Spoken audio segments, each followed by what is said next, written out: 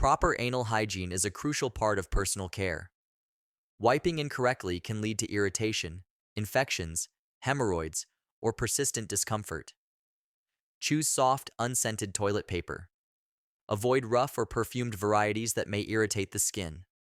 Optionally, you can use alcohol-free, fragrance-free wet wipes, but avoid flushing them unless they're specifically labeled as flushable. Even better, use clean water or a bidet, followed by gentle drying. This is the most hygienic and least abrasive method. Remain seated on the toilet. For better access, you can lean slightly to one side or lift one buttock. Always wipe from front to back. This means moving from the perineum, that's the area between the genitals and the anus, towards the tailbone. This prevents bacteria from moving toward the urethra or vagina, reducing the risk of urinary or vaginal infections.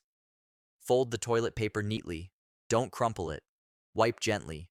Avoid scrubbing or applying too much pressure. Check the paper after each wipe and repeat until it comes away clean. If you're using water, rinse thoroughly, then pat dry with clean tissue or a soft towel.